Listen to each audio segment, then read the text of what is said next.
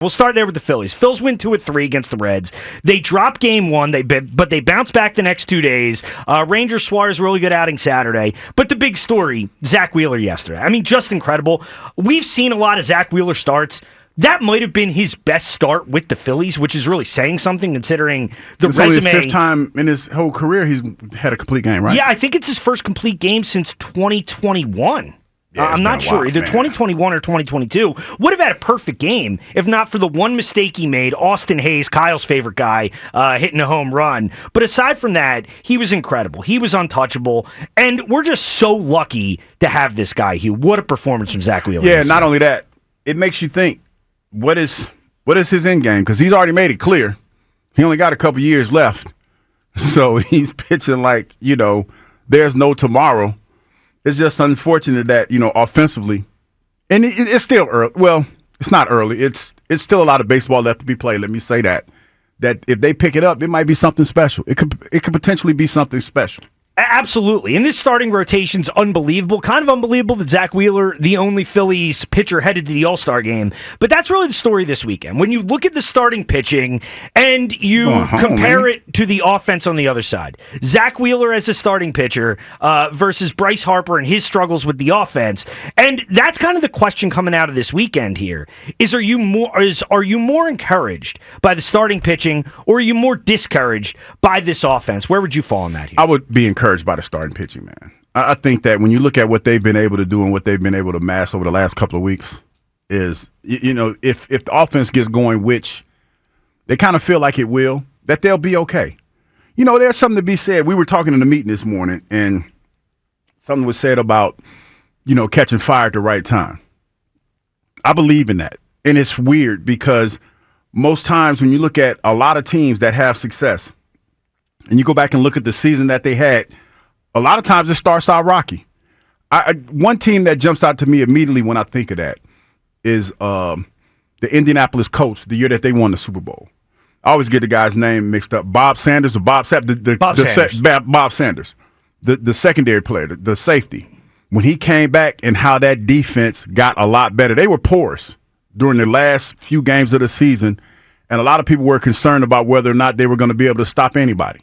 They're like a sieve. They couldn't stop water. And in the playoffs, when he came back, they became a better team. So I think there is something to be said about catching fire at the right time. The Mets did it last year. When you talk about the run that they were on, and obviously they petered out towards the end, but after that game that we had with them overseas, they took off, and they rode that wave all the way to the end of the season, and that's what it was. Like I said, unfortunately, they didn't finish it out, but yeah.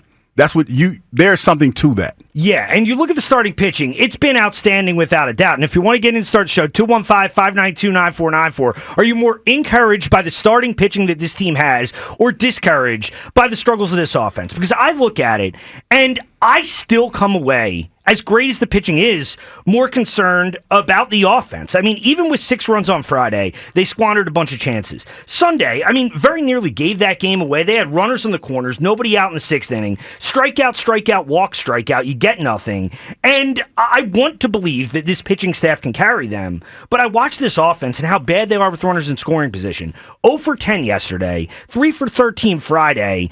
And it's just hard for me to believe that the starting pitching alone can carry them. It didn't work in 2011. It didn't work last year. And that's why, Hugh, as great as this weekend was, and Wheeler, and we'll talk a ton about Zack Wheeler throughout the course of the show. The guy's just incredible. But I look at the offense and specifically the struggles and the Bryce Harper element, where Bryce is dealing with this wrist thing. Who knows if he's going to get back to being the Bryce Harper that we become accustomed to seeing and we feel like the Phillies need.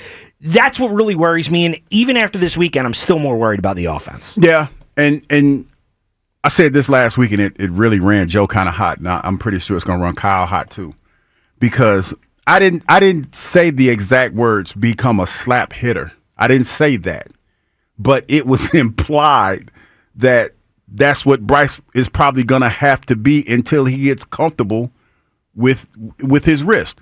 We've heard the stories about how, and he's even said it's not going to get any better. So with that being said, you're going to have to adjust your game a little bit.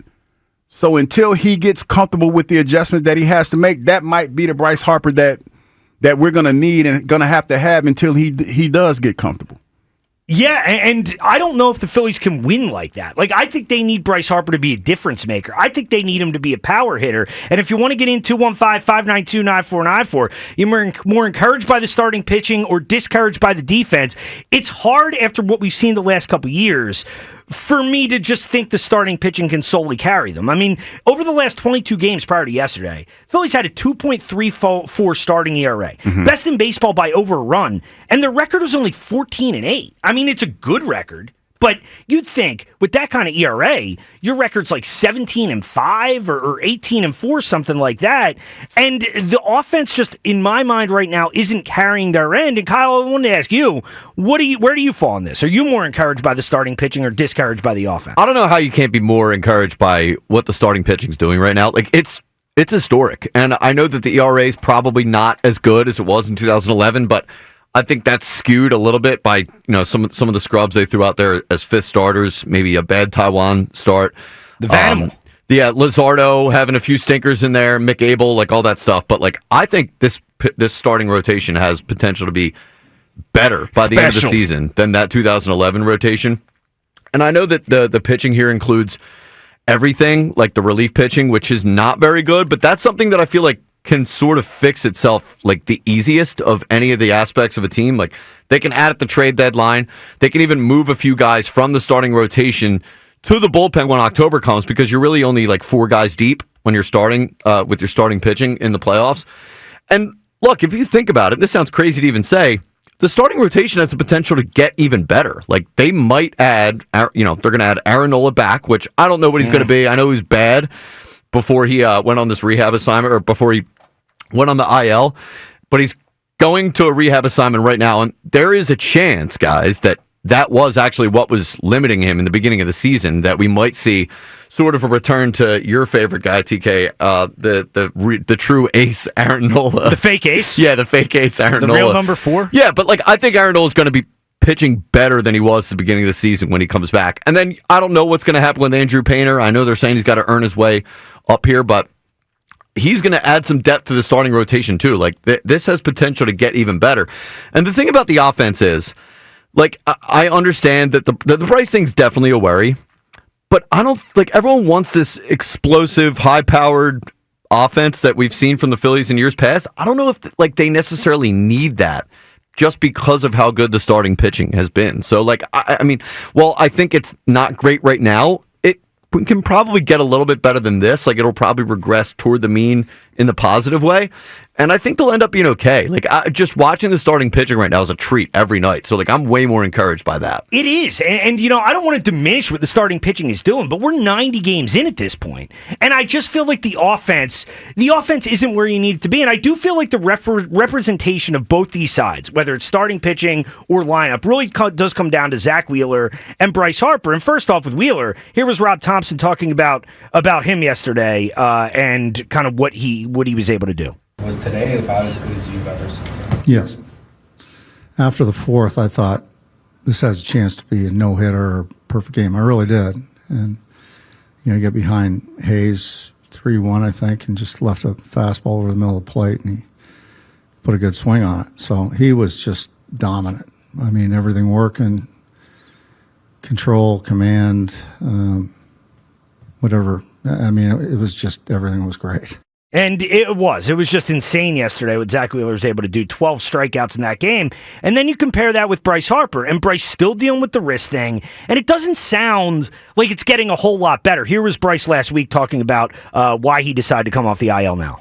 Yeah, I didn't think I was going to take any other steps forward of feeling better or anything like that. I thought we were kind of at a standstill of it feeling the same the last couple of days, and from BP to live and things like that, kind of gave us the same results each day. So I thought today was a good one. Is it something you're going to have to manage, though, in your mind? Yeah, I mean, I would imagine so. I'm not sure yet what that's going to feel like. So we're going to, as I go, I think, and as I know you guys will, and Tomper as well. So we'll see, how I feel tonight, tomorrow.